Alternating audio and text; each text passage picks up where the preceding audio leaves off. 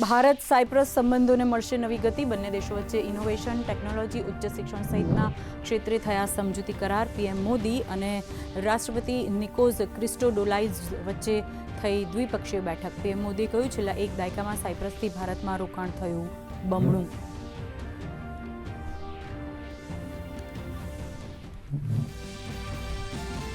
દેશની સરહદોને વધુ અભેદ્ય બનાવવા કેન્દ્ર સરકાર શરૂ કરશે સ્માર્ટ બોર્ડર પ્રોજેક્ટ. નવી દિલ્હી ખાતે બીએસએફના સમારંભમાં ગૃહમંત્રી અમિત શાહની જાહેરાત. આ પ્રોજેક્ટ અંતર્ગત બીએસએફની સુરક્ષા પ્રણાલીમાં ટેકનોલોજીનો કરાશે સમન્વય. ડ્રોન, રડાર, કેમેરા સહિત અન્ય ટેકનોલોજી સંસાધન સમાવિષ્ટ. રાજ્યસભાની 24 બેઠકો પર 18 જૂને યોજાશે ચૂંટણી. મલ્લિકાર્જુન ખડગે, દેવેગૌડા, નરહરી અમીન, શક્તિસિંહ ગોહિલ, પરિમલ નથવાણી સહિતના સાંસદો જૂન-જુલાઈમાં થશે સેવાનિવૃત્ત. કર્ણાટક, આંધ્રપ્રદેશ અને ગુજરાતમાં સૌથી વધુ 4 સીટો પર મતદાન. રાજ્યસભામાં એનડીએને બહુમતથી 24 સીટો વધારે.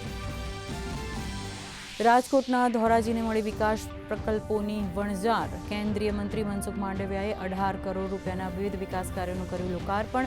નાગરિકોને પેટ્રોલ ડીઝલની બચતમાં સહકાર આપવા કરી અપીલ. વધુમાં વધુ જાહેર પરિવહન સેવાનો ઉપયોગ કરવા કર્યો આગ્રહ.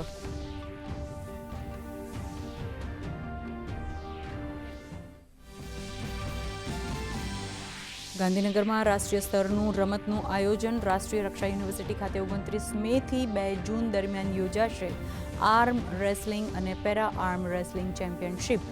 દેશમાં 25 જેટલા રાજ્યો અને કેન્દ્રશાસિત પ્રદેશોના 2000 જેટલા ખેલાડીઓ લેશે ભાગ.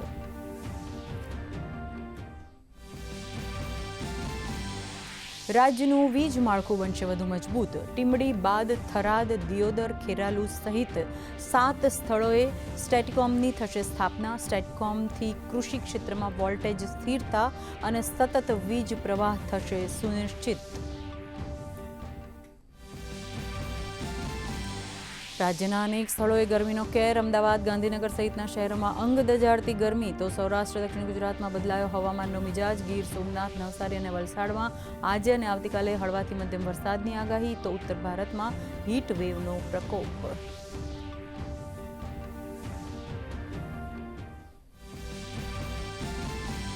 અમેરિકાના રાષ્ટ્રપતિનું ઈરાન પ્રત્યે કડક વલણ યથાવત. કહ્યું, ઈરાનને પરમાણુ બોમ્બ નહીં બનાવવા દે અમેરિકા.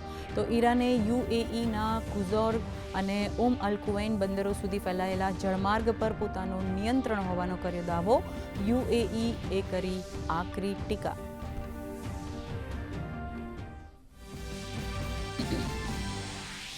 કારોબારી સપ્તાહના અંતિમ દિવસે ભારતીય શેર બજાર તેજી સાથે બંધ. સેન્સેક્સમાં 231 આંકનો ઉછાળો.